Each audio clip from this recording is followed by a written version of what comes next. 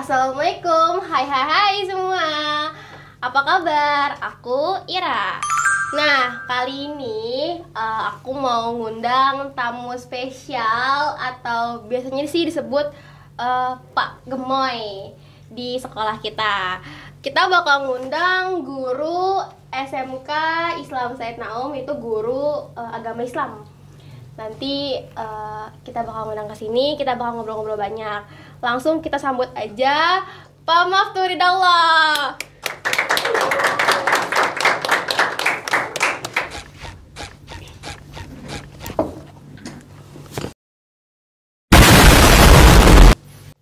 Assalamualaikum Mira. Waalaikumsalam. Gimana Pak kabarnya Pak? Alhamdulillah sehat. Alhamdulillah sehat. Oh iya guys, kemarin tuh Bapak tanggal 29 Juli kemarin itu alhamdulillah ya Pak ya, Bapak ulang tahun ya Pak yang ke 28. Tepuk tangan dong. Makin tua. Makin tua ya. Nggak ada yang makin muda dong ya Pak. Nah, jadi sebelum kita masuk ke poin pertama kita, ke tema kita yaitu akhlak Nabi, kita mau ngobrol dulu nih sama latar belakang Bapak nih, ya kan? Boleh. Nah, Bapak ini kan di SMK ini kan jadi guru Islam ya Pak ya, agama Islam ya Pak. Sebelum itu Bapak ini enggak sih sebelum kenal SMK ini apa Bapak sekolah di sini atau kenal dari SMK ini tuh dari mana gitu Pak? Oke. Jadi dulu saya pernah sekolah di sini ya. Di SMP Said Naum, lalu lanjut ke SMK. Lalu memang saya ketika di SMK itu sudah sudah mulai menata lah mau kemana-kemananya gitu. Nah setelah saya masuk dari SMK tadinya saya mau kerja Kaira. Tadinya mau kerja, cuman sama abah saya nggak diizinin katanya. Mau jadi apa katanya. Akhirnya saya minta kalau saya kuliah, saya mau jurusannya agama. Tadinya saya punya kakak, dua-duanya nggak setuju. Dia maunya saya kuliah tentang sistem informasi. Cuman saya nggak mau kalau kuliah jurusan yang nggak saya mau. Akhirnya udahlah saya dikuliahin tentang agama. Dan ya alhamdulillah sekarang bisa menerapkan ilmu yang saya dapat dari sekolah, dari kuliah, dari saya punya orang tua, saya punya guru-guru. Ya, alhamdulillah bisa sampai ke tahap ini gitu loh. Jadi itu sebelum dari jadi guru di SMK ya Pak. Jadi emang dari basicnya itu Bapak juga suka dari agama Islam juga. Betul. Nah kita langsung masuk ke poin kita ya Pak. Jadi kita ngambil poin tuh di akhlak Nabi.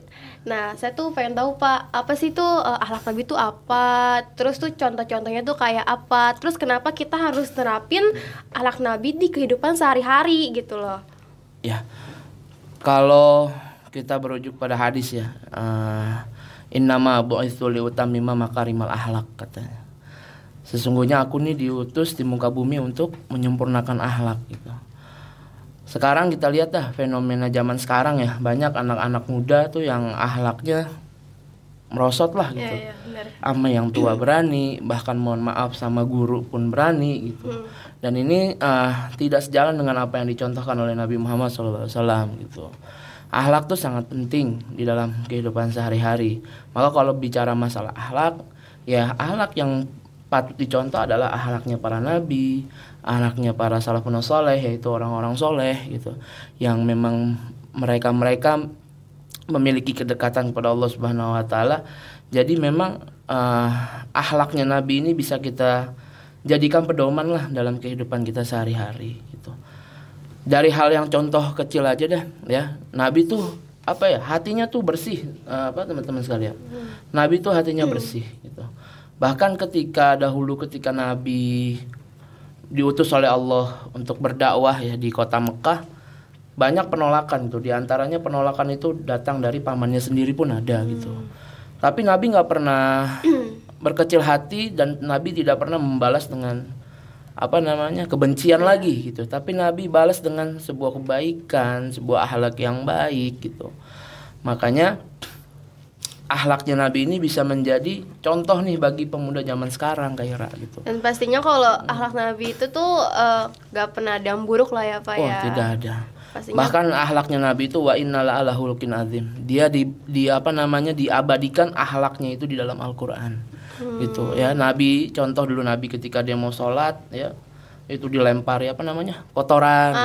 Mungkin kalau kita yang dilempari kotoran, wah udah wah apaan tuh ya kan ya udah marah duluan kan. Tapi Nabi nggak pernah, tapi Nabi nggak marah ya kan. Terus sampai Nabi berhari-hari dilemparin kotoran, diludahi. Ya.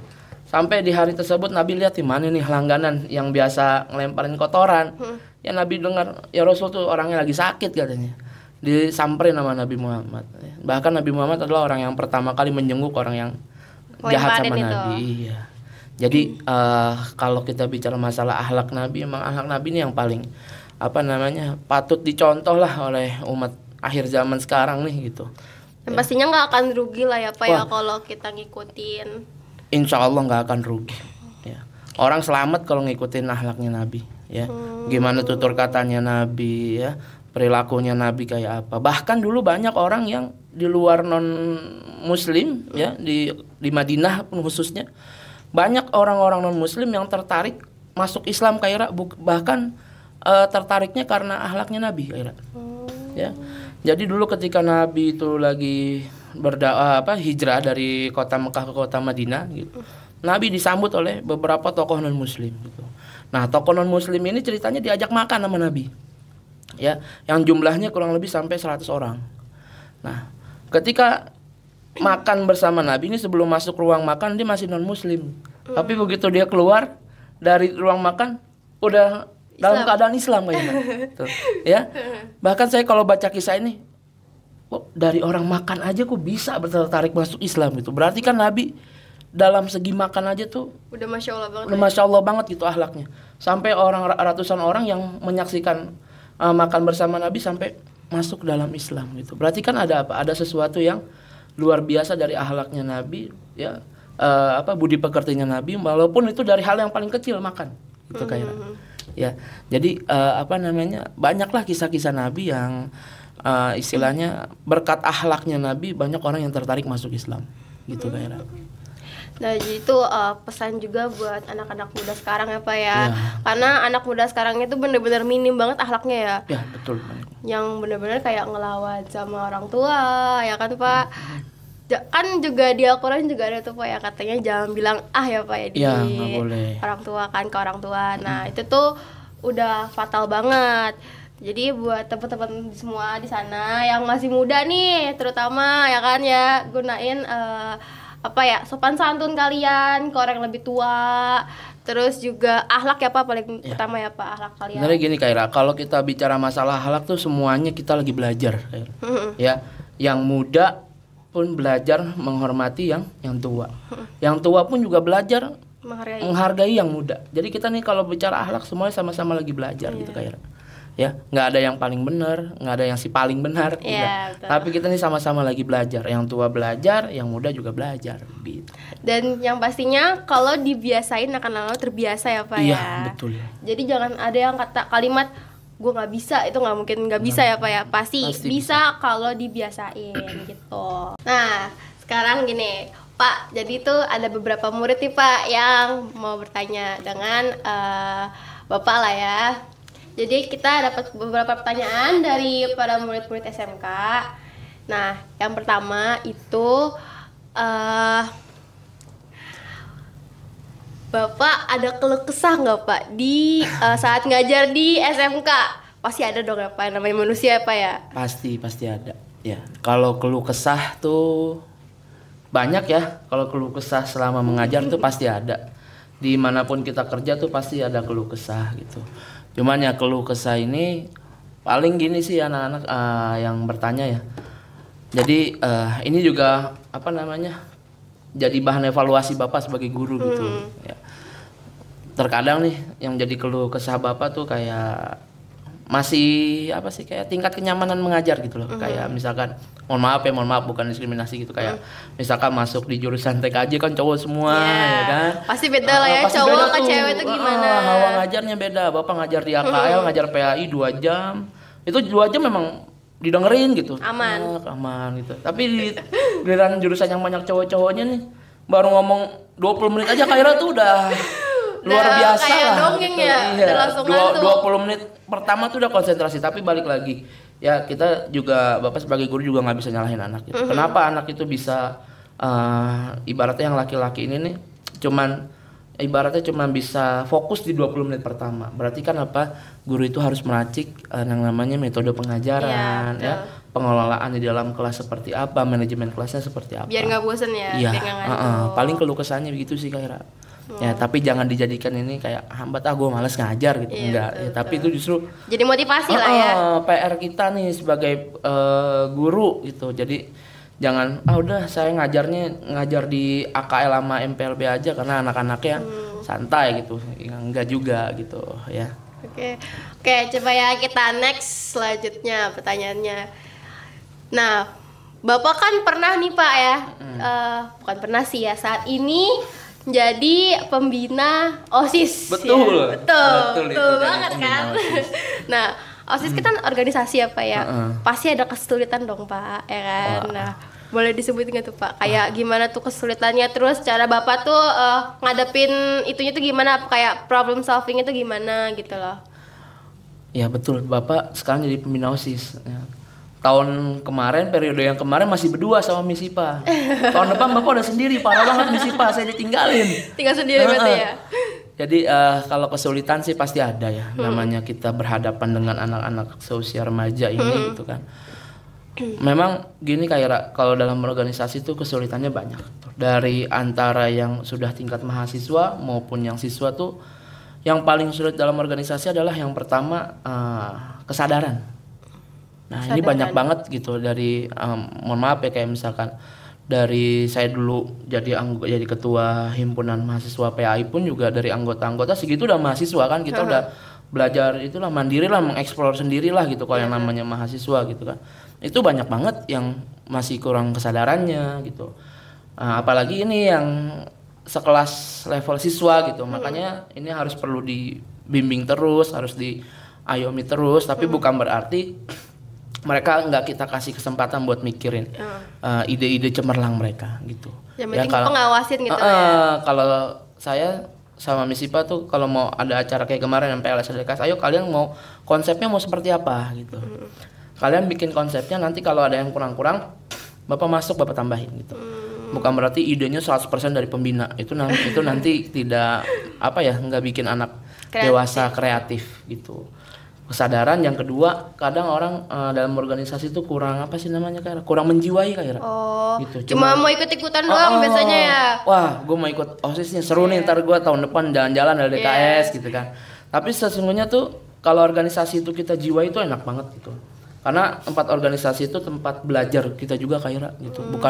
Belajar kan bukan hanya dalam kelas ya. Iya, betul. Terkadang apa yang kita dapatkan di organisasi nggak kita dapatkan di dalam kelas. Iya, balik lagi ke masing-masing diri apa ya. Kalau misalkan emang merekanya sendiri mau belajar akan dapat ilmunya ya kan Pak? Ya betul. Kalau di organisasi tuh banyak banget yang bisa diambil gitu. Gimana kita tadi belajar mengambil sebuah keputusan gitu. Dan belajar kita menekan ego kita sendiri gitu kan kita berorganisasi ini banyak nih, banyak kepala kan. Contoh lah OSIS aja ada 20 orang. Isi kepalanya Ingrid ketua OSIS, isi kepalanya Zulpa wakilnya itu kan masih berbeda. Ya kan apalagi dengan anggota yang lain 18 yang lain gitu. Ya, tapi justru disinilah uniknya anak organisasi, bisa nggak nih dia menekan egonya gitu loh. Ya jadi bukan hanya sekedar bekerja bersama, tapi menurunkan egonya itu juga penting dalam organisasi itu. Yang berikutnya manfaat organisasi itu diantaranya kita belajar nih manajemen waktu. Manajemen waktu kita bisa nggak nih bagi yang antara kewajiban belajar sama loyalitas kita di dalam organisasi gitu Kaira. Ya jadi kalau kesulitan sih ya paling itu kesadaran sama kurang menjiwai dia gitu. Berarti balik lagi ke diri masing-masing ya Pak, pastinya betul. Pak. Kalau emang yang mau masuk organisasi itu emang udah niat dari awalnya, pasti dia bakal bisa manajemen waktu ya Pak, kayak tadi kan Pak. dan dia akan nyaman di dalam circle itu ya kan Pak. Betul. Kalau misalkan emang pada dasar awalnya cuma mau tenar-tenar doang ya pastinya akan kesulitan di akhir nanti. Mungkin Kaira bisa baca di internet beberapa tokoh bangsa yang sekarang menjabat di kursi pemerintahan itu semua mereka berawal dari organisasi Kaira. Kayak Pak Anies contohnya, Pak Anies Baswedan itu dia dulu jadi ketua OSIS. Oh Iya, ketua OSIS, lalu ada apa namanya? Dia jadi ikut anggota organisasi ekstra di kampusnya. Contoh lah saya sebut ya kayak HMI kayak gitu. Nah, itu mereka semua belajar dari organisasi gitu kayak. Bahkan sampai sekarang tuh kalau kalian lihat ya di apa namanya istana ada staf khusus presiden. Itu isinya anak muda yang isinya adalah orang-orang organisasi semua kayak gitu. Jadi kalau organisasi itu kalau di jiwa itu enak banget gitu, bahkan bisa sampai ke tahap sana gitu loh. Tapi kan bisa sampai ke tahap sana ada proses panjang yang harus dilalui gitu. Nggak sebentar. Nggak sebentar betul. Oke, coba kita langsung next ke pertanyaan akhir. Nah, Waduh. Bapak kan pastinya rata-rata anak SMK udah pasti pernah dengar dong kalau Bapak itu udah biasa jadi hotip ya Pak ya. Itu tuh di mana aja Pak jadi hotip tuh Pak? Ya. Saya pertama kali, ini cerita sedikit boleh Kaira ya? Boleh. Saya pertama kali jadi hotip tuh tanggal 3 Januari 2020. Itu sehari sebelum ayah saya meninggal Kaira. Berarti tanggal 4-nya wafat? Ayah saya wafat. Jadi selama ayah saya hidup saya belum pernah tuh jadi hotip Kaira gitu. Cuman kalau tipikal ayah saya itu kalau nyuruh orang itu nanti ketika kepercayaan dalam dirinya udah ada buat mengamanahkan seseorang baru orang itu akan disuruh gitu. Nah, di hari itu kebetulan ayah saya itu tanggal 3 dia punya jadwal 2 Kaira bentrok nggak tahunya. Bentrok yang satu di Al-Falah Sudirman, yang satu saya di Gunadarma Depok Universitas. Nah, dari situ saya seminggu sebelum itu saya udah bilang karena kan jadwal abah saya yang pegang gitu. Bilang, "Bah, ini ada yang bentrok." Saya bilang itu nanti tanggal 3 Januari 2020 yang satu di Al-Falah, yang satu di Gunadarma. Ya akhirnya udah bismillah. Edo naik gitu. Gantiin harus bisa dari sekarang katanya. Ya udahlah saya dengan PD-nya dengan pengalaman pertama kali karena disupport juga dengan orang sama orang tua. Ya udah saya maju kayak gitu. Saya maju, saya pulang ya namanya kita habis ceramah kemana kan kadang ada hadiahnya gitu kayak ya. Hadiahnya dan hadiahnya itu kan ya namanya saya gantiin orang tua tetap mau kasih ke yang punya haknya dulu yang punya jadwal gitulah ibaratnya. Saya bilang, "Bah, ini saya udah selesai." Saya bilang gitu. Nih hadiahnya lah gitu dia bilang gitu. Udah pegang orang itu kalau karena orang Betawi sama anak kan kadang lo udah itu udah hak lo orang lo yang ceramah kata. Udah nih bener nih udah pegang iya pegang kata. Di saat itu beliau cuma bilang gini, "Ya udah deh alhamdulillah Edo udah bisa gantiin Abi berarti bentar lagi Abi dipanggil." Saya waktu didengar bentar lagi Abi dipanggil. Wah, jangan-jangan tadi dipanggil nih karena ceramah gue jelek gitu kan. Ya, namanya di situ Abi saya udah 30 tahun kayak ceramah di Gunadarma Depok tuh. Oh, udah biasa berarti udah jadwal tetap, cuman di tahun itu bentrok gitu. Saya tuh feelingnya bentar lagi dipanggil. Wah, bentar lagi berarti dipanggil nih sama orang Gundar karena tadi ngutus saya barangkali sama saya jelek ya kan, saya bilang gitu. Nggak taunya pas besoknya sore hari beliau sudah wafat, baru saya enggah sama omongan beliau. Oh, ternyata omongan beliau ini yang lebih ke arah alhamdulillah bentar lagi Edo udah bisa ganti Nabi berarti bentar lagi Abi dipanggil. Ternyata itu sebuah isyarah buat beliau bahwa beliau udah saya ikhlas, saya pergi, anak saya udah bisa gantiin. Dan alhamdulillah untuk khotib ya mungkin ada beberapa siswa yang pernah saya ajak gitu, saya pernah lihat saya jalan kalau Jumatan alhamdulillah ada di Jakarta. Kalau di daerah Jakarta tuh saya biasa di daerah Tanah Abang, di daerah Tanjung Duren ya. Tapi ya kalau yang paling jauh sih selama ini di Depok bahkan ke Cilengsi pernah kayak pernah jauh di daerah Cilengsi ya. Semua tuh jadwal saya punya orang tua, terus ada jadwal guru-guru saya. Kebetulan guru saya ini juga pernah ngaji sama orang tua saya. Jadi beliau punya jadwal bentrok dikirimin ke saya, diturunin ke saya. Jadi ya alhamdulillah lah itu juga jadi pengalaman juga lah buat saya gitu. Apalagi saya semenjak mulai dakwah itu ibaratnya nggak ada dukungan, bukan nggak ada support dari abah saya gitu, karena abah saya udah meninggal kan, tapi udah nitipin saya ke om saya, ke apa rekan-rekannya untuk nitip, tolong lihat-liatin anak aneh gitu, dibimbing katanya, kasih kesempatan bla bla bla. Itu paling gairah sih. Alhamdulillah sih udah banyak tempat lah jadi relasi ya, berkah saya punya orang tua gitu. Berkah mengamalkan itu ya tadi, ilmu agama gitu. Berarti udah banyak ya Pak, berarti Pak kalau khotib yang lumayan ya Pak ya? Ya alhamdulillah, buat nambah pengalaman. Oke, makasih ya Pak ya atas jawaban-jawaban tadi yang tadi udah aku tanyain ya Pak ya. Sama-sama Kaira. Terus juga buat kalian nih yang mau ngirim pertanyaan atau cerita, boleh langsung kirim aja ke Instagram kita di Naum Talk. Nanti akan kita baca-bacain gitu. Terus juga terima kasih lagi ya Pak atas ilmu-ilmunya Pak, karena kan itu buat saya pasti awam ya Pak ya. Kan juga buat nanti yang nonton juga pasti awam kan, yang belum tahu akan jadi tahu ya. Oke, terima kasih. Sekian dari aku. Sampai jumpa di episode selanjutnya. Wassalamualaikum warahmatullahi wabarakatuh. Waalaikumsalam warahmatullahi wabarakatuh.